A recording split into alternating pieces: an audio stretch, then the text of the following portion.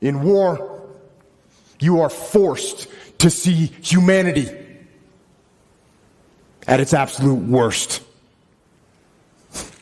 And you are also blessed to see humanity in its most glorious moments. War teaches you about sorrow and loss and pain. And it teaches you about the preciousness and the fragility of human life. And in that fragility, war teaches you about death.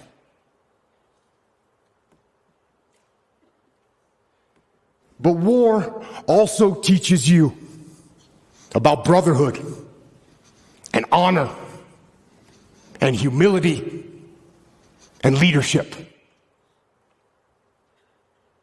And unfortunately, war teaches you the most when things go wrong.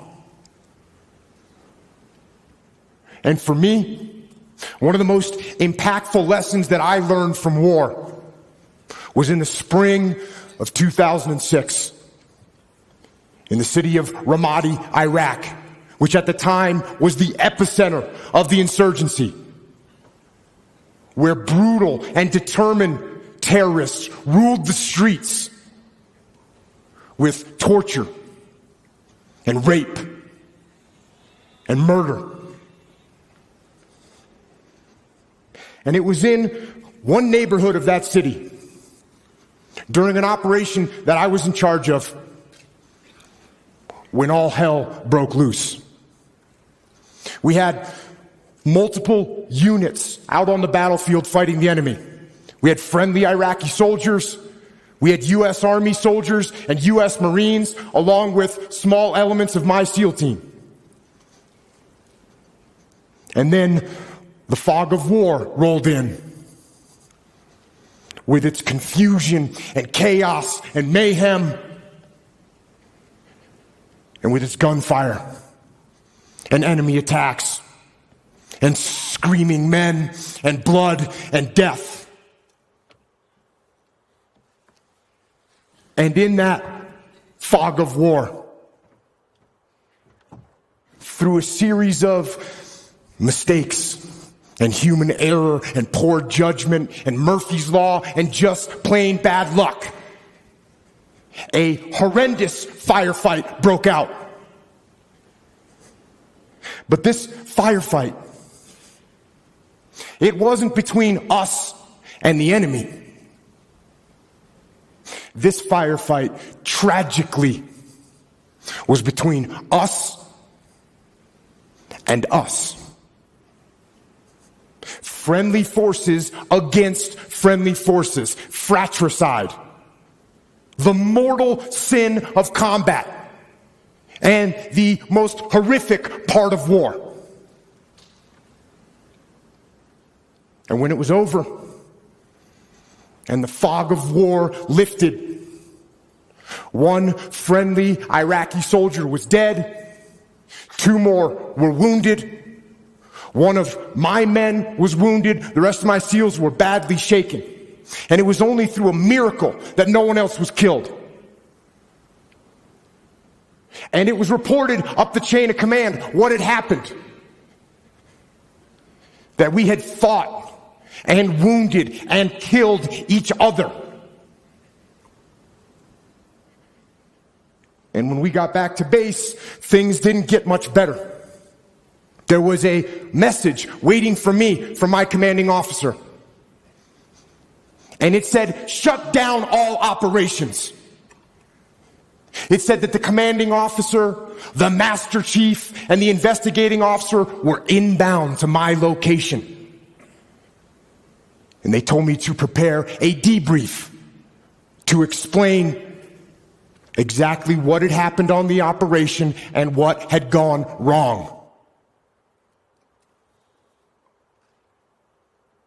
Now, I knew what this meant. It meant that somebody had to pay. It meant that somebody had to be held accountable. It meant that somebody had to get fired for what had happened. So I began to prepare my debrief. And in it, I detailed every mistake that was made and who made it. And I pointed out every failure in the planning and the preparation and the execution in the operation. And I pointed out who was responsible for that failure. There was plenty of blame to go around. There were so many people that I could incriminate with guilt. But something wasn't right. For some reason, I just couldn't put my finger on who was at fault and who specifically I should blame for what had happened. And I sat and I went over it again and again, and I struggled for an answer. And then when I was about 10 minutes from starting the debrief, that answer came, and it hit me like a slap in the face.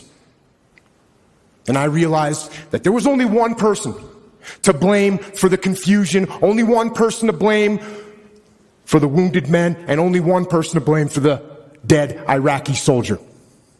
And I knew exactly who that person was. And with that knowledge, I walked into the debriefing room with my commanding officer, and the master chief and the investigating officer were sitting there waiting for me, along with the rest of my men, including my SEAL that had been wounded, who was sitting in the back of the room with his head and his face all bandaged up. And I stood up before them and I asked them one simple question. Whose fault was this? One of my SEALs raised his hand. And he said, it was my fault. I didn't keep control of the Iraqi soldiers I was with.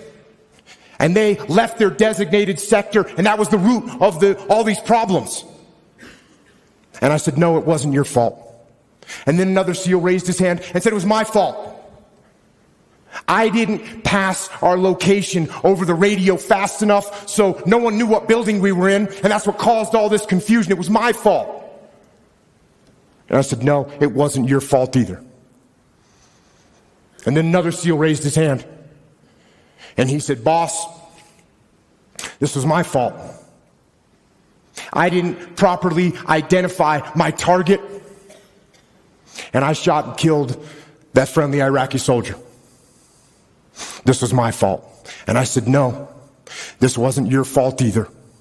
And it wasn't yours or yours or yours, I said as I pointed to the rest of the SEALs in the room.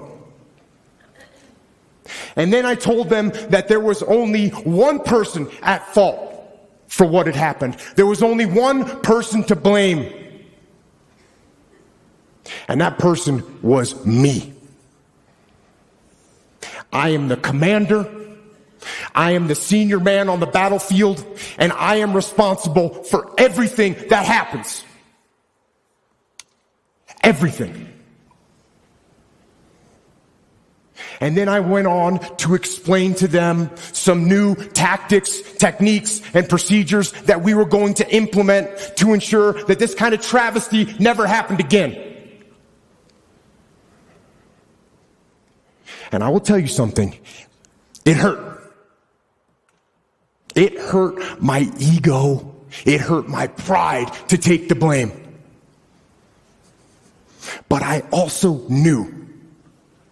I knew that to maintain my integrity as a leader and as a man, I had to take responsibility. And in order to do that, I had to control my ego so that my ego did not control me.